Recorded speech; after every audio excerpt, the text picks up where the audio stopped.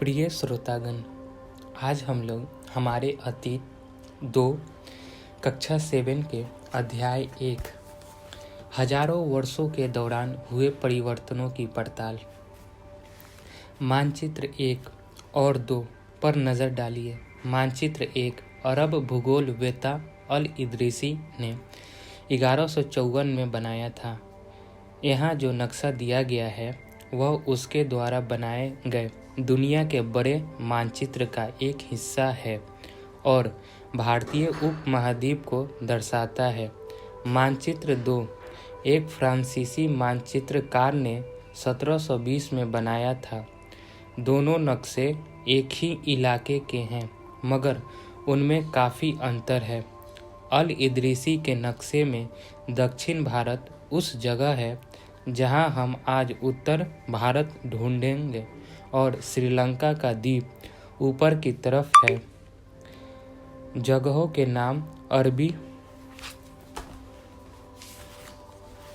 में दिए गए हैं और उनमें कुछ जाने पहचाने नाम भी हैं, जैसे कि उत्तर प्रदेश का कन्नौज। मानचित्र 2 पहले मानचित्र के बनने के लगभग 600 वर्ष बाद बनाया गया। इस कला अवधि में उपमहाद्वीप के बारे में सूचनाएं काफ़ी बदल गई थी। यह नक्शा हमें ज़्यादा परिचित लगेगा। उसमें विशेषकर तटीय इलाकों के बारीक ब्यौरे देखकर आश्चर्य होता है।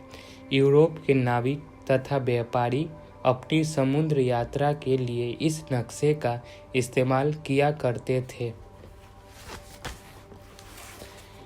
इतनी ही महत्वपूर्ण एक और बात है कि दूसरे युग तक मानचित्र आंकलन का विज्ञान भी बहुत बदल गया था। इतिहासकार जब बीते युगों के दस्तावेजों, नक्शों और लेखों का अध्ययन करते हैं तो उनके लिए उन सूचनाओं के संदर्भों का, उनकी भिन्न भिन्न ऐतिहासिक पृष्ठभूमियों का ध्यान रखना जरूरी होता है। नई और पुरानी शब्दावली अगर समय के साथ साथ सूचनाओं के संदर्भ बदलते हैं तो भाषा और अर्थों के साथ क्या होता है। ऐतिहासिक अभिलेख कई तरह की भाषाओं में मिलते हैं और ये भाषाएं भी समय के साथ साथ बहुत बदलती है। उदाहरण के लिए मध्य युग की फारसी आधुनिक फारसी भाषा से भिन्न है। यह भिन्नता सिर्फ व्याकरण और शब्द भंडार में ही नहीं आई है, समय के साथ शब्दों के अर्थ भी बदल जाते हैं। उदाहरण के लिए हिंदुस्तान शब्द ही लीजिए। आज हम ऐसे आधुनिक राष्ट्र राज्य भारत के अर्थ में लेते हैं। 13वीं सदी में जब फारसी के इतिहासकार मिन्हाज ए सिराज ने हिंदुस्तान शब्द का प्रयोग किया था तो उसका आकाश पंजाब, हरियाणा और गंगा यमुना के बीच में स्थित इलाकों से था। उसने इस शब्द का राजनीतिक अर्थ में उन इलाकों के लिए इस्तेमाल किया जो दिल्ली के सुल्तान के अधिकार क्षेत्र में आते थे। सल्तनत के प्रसार के साथ साथ इस शब्द के अंतर्गत आने वाले क्षेत्र भी बढ़ते गए, लेकिन हिंदुस्तान शब्द में दक्षिण भारत का समावेश कभी नहीं हुआ। इसके विपरीत 16वीं सदी के आरंभ में बाबर ने हिंदुस्तान शब्द का प्रयोग इस उपमहाद्वीप के भूगोल, पशु पक्षियों और यहाँ के निवासियों की संस्कृति का वर्णन करने के लिए किया। यह प्रयोग 14वीं सदी के कवि अमीर खुसरो द्वारा प्रयुक्त शब्द हिंद के ही कुछ समान था, मगर जहाँ भारत को एक भौगोलिक और सांस्कृतिक सत्ता के रूप में पहचाना जा रहा था, वहाँ हिंदुस्तान शब्द वे राजनीतिक और राष्ट्रीय अर्थ नहीं जुड़े थे जो हम आज जोड़ते हैं। किसी भी शब्द का प्रयोग करने में इतिहासकारों को बहुत सावधान रहना चाहिए, क्योंकि अतीत में उन शब्दों के कुछ अलग ही अर्थ थे। उदाहरण के लिए विदेशी जैसा सीधा साधा शब्द ही ले लीजिए। हमारे लिए आज इसका अर्थ होता है ऐसा व्यक्ति जो भारतीय न हो। मध्य युग में मानो किसी गांव में आने वाला कोई भी अनजान व्यक्ति जो उस समाज या संस्कृति का अंग न हो विदेशी कहलाता था। ऐसे व्यक्ति को हिंदी में परदेशी और फारसी में अजनबी कहा जा सकता है। इसलिए किसी नगरवासी के लिए वनवासी विदेशी होता था, किंतु एक ही गांव में रहने वाले दो किसान अलग अलग धार्मिक या जाति परंपराओं से जुड़े होने पर भी एक दूसरे के लिए विदेशी नहीं होते थे। इतिहासकार और उनके स्रोत।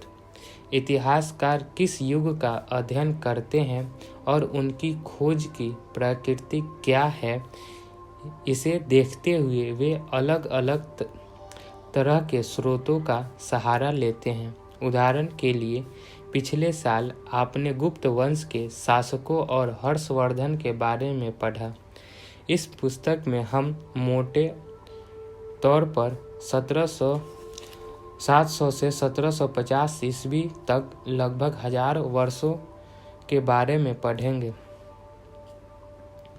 इस काल के अध्ययन के लिए इतिहासकार जिन स्रोतों का प्रयोग करते हैं उनमें आपको बहुत सी बातें ऐसी मिलेंगी जो पिछले युग से वैसी ही चली आ रही है।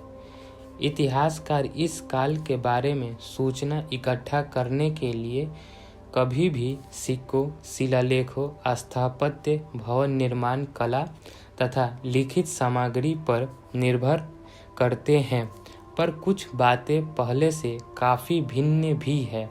इस युग में पारंपरिक लिखित सामग्री की संख्या और विविधता आश्चर्यजनक रूप से बढ़ गई है।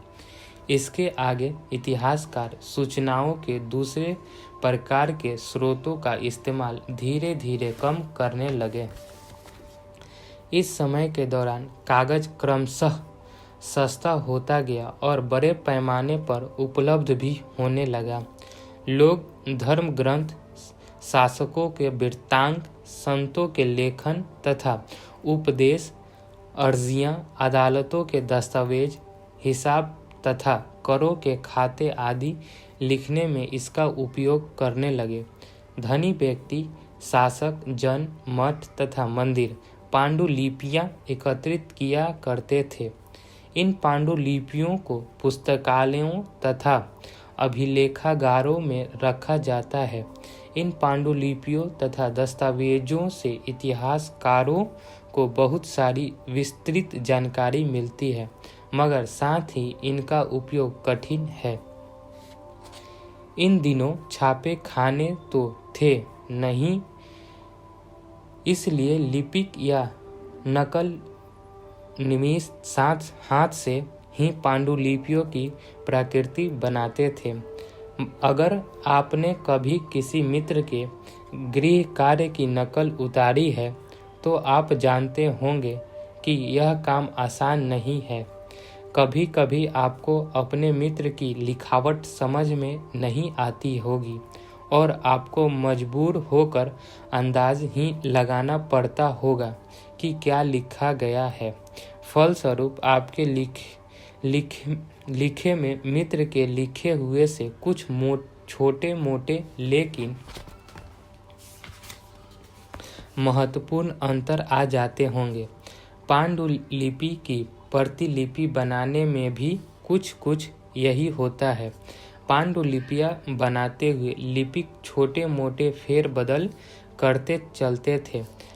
कहीं कोई शब्द, कहीं कोई वाक्य, सदी दर सदी प्रतिलिपियों की भी प्रतिलिपियां बनती रही और अंततः एक ही मूल ग्रंथ की भिन्न भिन्न प्रतिलिपियां एक दूसरे से बहुत ही अलग हो गई। इससे बड़ी गंभीर समस्या उत्पन्न हो गई, क्योंकि आज हमें लेखक की मूल पांडुलिपि शायद ही कहीं मिलती है। हमें बाद के लिपिकों द्वारा बनाई गई प्रतिलिपियों पर यही पूरी तरह से निर्भर रहना पड़ता है। इसलिए इस बात का अंदाज लगाने के लिए कि मूलतः लेखन ने क्या लिखा था, इतिहासकारों को एक ही ग्रंथ की विभिन्न प्रतिलिपियों का अध्ययन करना पड़ता है। कई बार लेखक स्वयं भी समय समय पर अपने मूल वृत्तांत में संशोधन करते रहते थे। 14वीं शताब्दी के इतिहासकार जियाउद्दीन बर्नी ने अपना वृत्तांत पहली बार 1356 में और दूसरी बार उसके 2 वर्ष बाद लिखा था। दोनों में अंतर है, लेकिन 1971 तक इतिहासकारों को पहली बार वाले वृत्तांत की जानकारी ही नहीं थी। यह पुस्तकालयों के विशाल संग्रहों में कहीं दबा पड़ा था। नए सामाजिक और राजनीतिक समूह सन 700 और 1750 के बीच के हजारों वर्ष का अध्ययन इतिहासकारों के आगे भारी चुनौती रखता है। मुख्य रूप से इसलिए कि इस पूरे काल में बड़े पैमाने पर और उनके तरह के परिवर्तन हुए। इस काल में अलग अलग समय पर नई प्रौद्योगिकी के दर्शन होते हैं, जैसे सिंचाई में रहट, कटाई में खर्चे और युद्ध में आग्नेयास्त्रों, बारूद वाले हथियार का इस्तेमाल। इस उपमहाद्वीप में नई तरह का खान पान भी आया, आलू, मक्का, मिर्च, चाय और कॉफ़ी।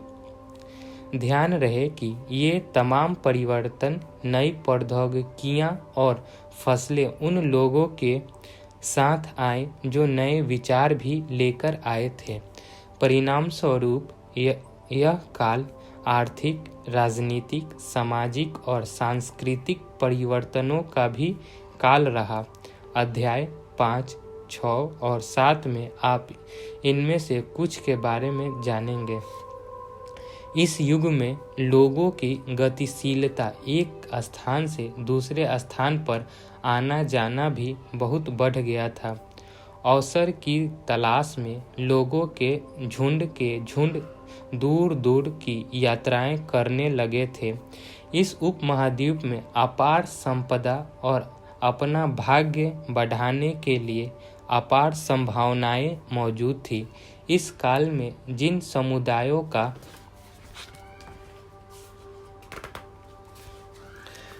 महत्व बढ़ा, उनमें से एक समुदाय था राजपूत, जिसका नाम राजपूत अर्थात राजा का पुत्र से निकला है। 8वीं से 14वीं सदी के बीच यह नाम आमतौर पर योद्धाओं के उस समूह के लिए प्रयुक्त होता था जो क्षत्रिय वर्ग के होने का दावा करते थे। राजपूत शब्द के अंतर्गत केवल राजा और सामंत वर्ग ही नहीं, बल्कि वे सेनापति और सैनिक भी आते थे जो पूरे उपमहाद्वीप में अलग अलग शासकों की सेनाओं में सेवारत थे।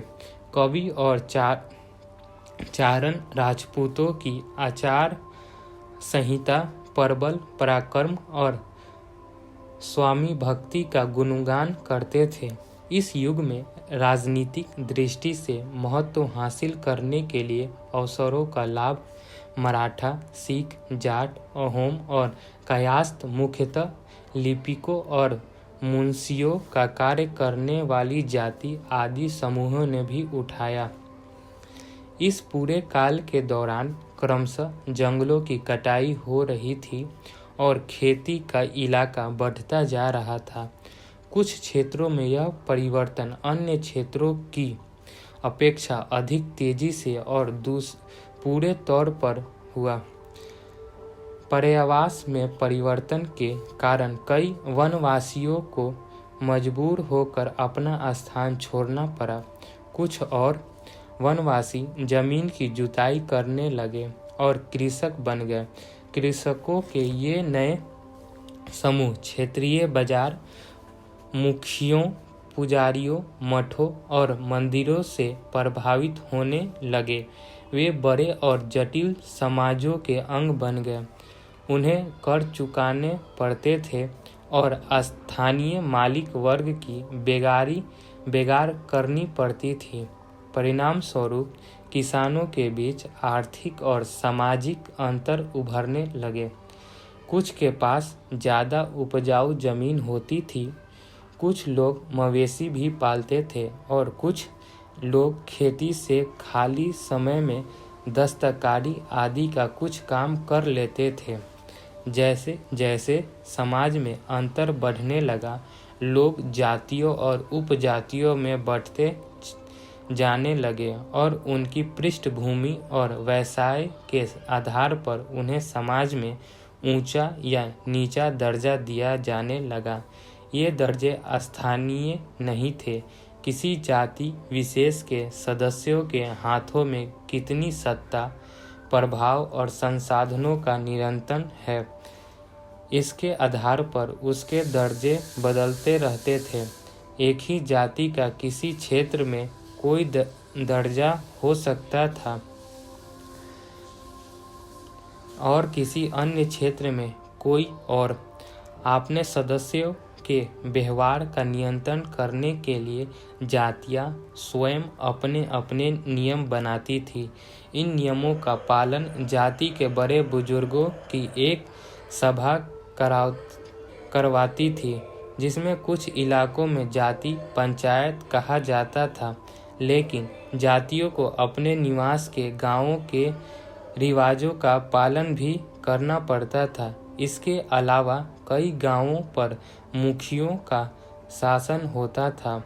मिलजुल कर वे किसी राज्य की एक छोटी इकाई पर भर होती थी। क्षेत्र और साम्राज्य। चोल अध्याय 2, तुगलक अध्याय 3 या मुगल अध्याय 4। जैसे बड़े बड़े राज्यों के अंतर्गत कई सारे क्षेत्र आ जाते थे।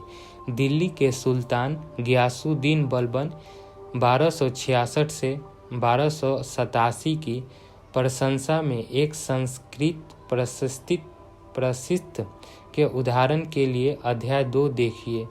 में उसे एक विशाल साम्राज्य का शासक बताया गया है, जो पूर्व में बंगाल गौर से लेकर पश्चिम में अफगानिस्तान के गजनी या गजन तक फैला हुआ था और जिसमें संपूर्ण दक्षिण भारत द्रविड़ भी आ जाता था।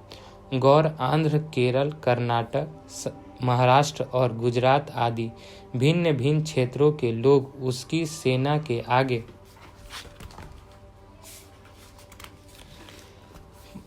पलायन कर जाते थे। इतिहासकार विजय अभियान के इन दावों को अतिशयोक्तिपूर्ण मानते हैं। साथ ही वे यह समझने की कोशिश में भी लगे रहते हैं कि शासक लोग इस उपमहाद्वीप के भिन्न भिन्न भागों पर अपने अधिकार का उल्लेख क्यों करते रहते हैं। सन 700 तक कई क्षेत्रों के अपने अपने भौगोलिक आयाम तय हो चुके थे और उनकी अपनी भाषा तक सांस्कृतिक विशेषताएं स्पष्ट हो गई थी।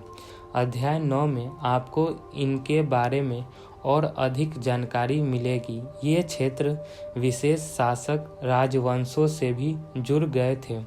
इन राजाओं के बीच काफ़ी टकराहटें चलती रहती थी। कभी कभी चोल, खलजी, तुगलक और मुगल जैसे राजवंश अनेक क्षेत्रों में फैला एक विशाल साम्राज्य भी खड़ा कर लेते थे। ये सभी साम्राज्य समान रूप से स्थिर या सफल नहीं हो पाते थे। उदाहरण के लिए अध्याय 3 और अध्याय 4 की तालिका 1 की तुलना कीजिए। खलजी और मुगल वंश के शासक कितनी अवधि तक चले। 18वीं सदी में मुगल वंश का पतन के ढलान पर था। फलस्वरूप क्षेत्रीय राज्य फिर से उभरने लगे। अध्याय 10 लेकिन वर्षों से जो सर्व क्षेत्रीय साम्राज्यों का शासन चला रहा था, उसमें क्षेत्रों की प्रकृति बदल गई थी। इन पर कई छोटे बड़े राज्यों का शासन चलता रहा था और उन राज्यों की बहुत सी बातें तो इस उपमहाद्वीप के अधिकार भाग पर फैले इन क्षेत्रों को विरासत में मिलती थी। इस तथ्य का पता हमें उन कई परंपराओं से लगता है जो इन क्षेत्रों में उभरी थी। इन परंपराओं में कुछ एक दूसरी से भिन्न और कुछ एक समान है।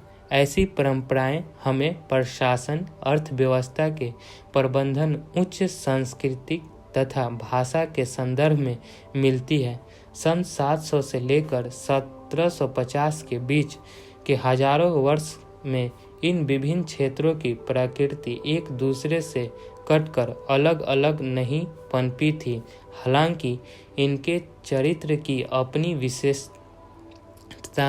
बनी रही थी, मगर समन्वय की सर्व क्षेत्रीय ताकतों का प्रभाव भी उन पर पड़ा था।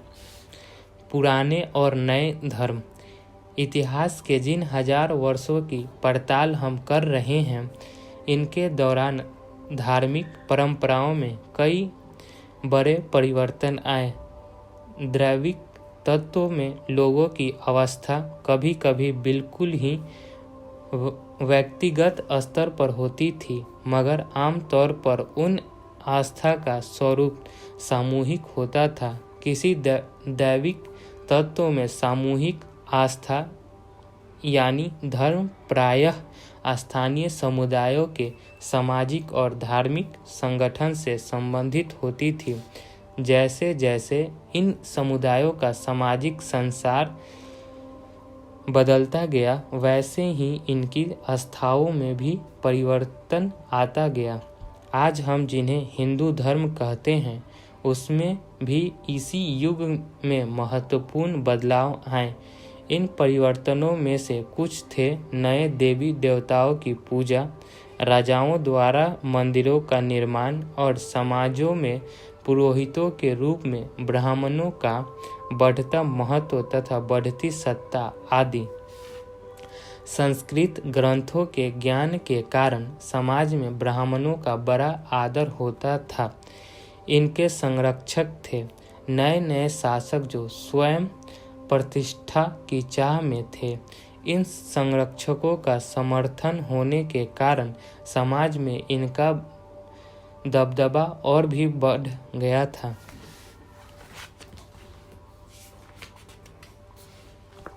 इस युग में एक महत्वपूर्ण परिवर्तन भक्ति की अवधारणा के रूप में आया। इसमें ईश्वर की कल्पना एक ऐसी प्रेमबल इष्ट देवी देवता के रूप में की गई थी जिस तक पुजारियों के विशद कर्म कांड के बिना ही भक्त स्वयं पहुंच सके। इस विषय में और साथ ही दूसरे परंपराओं के बारे में आपको अध्याय 8 में जानकारी मिलेगी। यही वह युग था जिसमें इस उपमहाद्वीप में नए नए धर्मों का भी आगमन हुआ। कुरान शरीफ का संदेश भारत में पहल 7वीं सदी में व्यापारियों और प्रायवासियों के जरिए पहुंचा। मुसलमान कुरान शरीफ को अपना धर्म ग्रंथ मानते हैं, केवल एक ईश्वर अल्लाह की सत्ता को स्वीकार करते हैं, जिसका प्रेम, करुणा और आदरता अपने में आस्था रखने वाले हर व्यक्ति को गले लगाता है, चाहे उस व्यक्ति की सामाजिक पृष्ठभूमि कुछ भी रही हो। कई शासक इस्लाम और इसके विद्वान धर्मशास्त्रियों और न्यायशास्त्रियों अर्थात उलेमा को संरक्षण देते थे।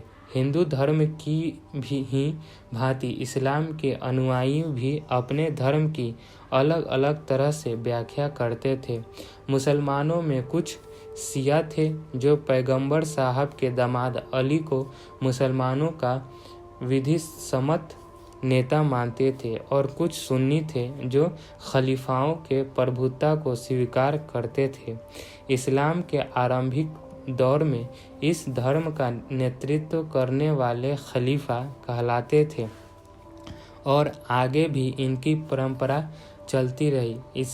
इस्लामी न्याय सिद्धांत विशेषकर भारत में हनफी और शफी ऐसी सिद्धांत है कि विभिन्न परंपराओं में भी कई महत्वपूर्ण अंतर रहे हैं। ऐसे ही धर्म सिद्धांतों तथा रहस्यवादी विचारों को लेकर विभिन्नताएं देखने को मिलती है। समय और इतिहास के कालखंडों पर विचार। इतिहासकार समय को केवल घड़ी या कैलेंडर की तरह नहीं देखते, यानी कि केवल घंटों, दिन या वर्ष के बीतने के रूप में ही नहीं देखते हैं। उनका नज़रिया यह है कि समय सामाजिक और आर्थिक संगठन में आने वाले परिवर्तनों को झलकाता है। यह दिखलाता है कि विचारों और विश्वासों में कितना अस्थायित्व रहा है और कितना परिवर्तन आया है। यदि अतीत को समान विशेषता रखने वाले कुछ बड़े बड़े हिस्सों, युगों या कालों में बांट दिया जाए तो समय का अध्ययन कुछ आसान हो जाता है। 19वीं सदी के मध्य में अंग्रेज इतिहासकारों ने भारत के इतिहास को 3 युगों में बांटा था: हिंदू, मुस्लिम और ब्रिटिश। यह विभाजन इस विचार पर आधारित था कि शासकों का धर्म ही एकमात्र महत्वपूर्ण ऐतिहासिक परिवर्तन होता है और अर्थव्यवस्था, समाज और सांस्कृतिक में और कोई भी महत्वपूर्ण बदलाव नहीं आता। इस दृष्टिकोण में इस उपमहाद्वीप की अपार विविधता की भी उपेक्षा हो जाती है। इस काल विभाजन को आज बहुत कम इतिहासकार ही स्वीकार करते हैं। अधिकतर इतिहासकार आर्थिक तथा सामाजिक कारकों के आधार पर ही अतीत के विभिन्न कालखंडों की विशेषताएं तय करते हैं। पिछले साल आपने जो इतिहास पढ़े थे उसमें प्राचीन समाजों के कई प्रकारों का समावेश था, जैसे शिकारी, संग्राहक, प्रारंभिक दौर के कृषिकर्मी, शहरों और गांवों के निवासी और आरंभिक दौर के राज्य और साम्राज्य। इस साल आप जो इतिहास पढ़ेंगे उस प्रायः मध्यकालीन इतिहास कहा जाता है। इसमें आपको कृषक समाजों के विस्तार, क्षेत्रीय और सामाजिक राज्यों के उदय, कभी कभी तो ग्रामवासियों और वनवासियों की कीमत पर प्रधान धर्मों के रूप में हिंदू धर्म, इस्लाम धर्म के विकास और यूरोप से व्यापारी कंपनी के आगमन के बारे में और विस्तार से जानकारी मिलेगी। भारत के इतिहास के ये 1000 साल अनेक बदलावों के साक्षी रहे हैं। आखिर 16वीं और 18वीं शताब्दियाँ 8वीं या 11वीं शताब्दियों से काफ़ी भिन्न थी। इसलिए इस सारे काल को एक ऐतिहासिक कई इकाई के रूप में देखना समस्याओं से खाली नहीं है। फिर मध्यकाल की तुलना प्रायः आधुनिक काल से की जाती है। आधुनिकता के साथ ही भौतिक उन्नति और बौद्धिकता प्रगति का भाव जुड़ा हुआ है। इससे आज से यह निकलता है कि मध्यकाल रूढ़िवादी थी और उस दौरान कोई परिवर्तन हुआ ही नहीं, लेकिन हम जानते हैं कि ऐसा नहीं था। इन हजारों वर्षों के दौरान इस उपमहाद्वीप के समाजों में प्रायः परिवर्तन आते रहे और कई क्षेत्रों की अर्थव्यवस्था तो इतनी समृद्ध हो गई थी कि उसने यूरोप की व्यापारी कंपनियों को भी आकर्षित करना आरंभ कर दिया। इस पुस्तक को पढ़ते समय आप परिवर्तन के चिन्हों तथा यहाँ सक्रिय ऐतिहासिक प्रक्रियाओं पर ध्यान देते चलें और जब भी संभव हो उस पुस्तक में आप जो पढ़ रहे हैं उसकी तुलना आप पिछले वर्ष पढ़ी हुई बातों से करने की कोशिश करें। जहाँ भी आप संभव हो यह देखें कि कहाँ बदलाव हुआ है और कहाँ नहीं, और आज अपने आसपास की दुनिया पर नज़र डालकर भी यह देखें कि और भी क्या हुआ कुछ बदलाव है या वैसा ही रहा?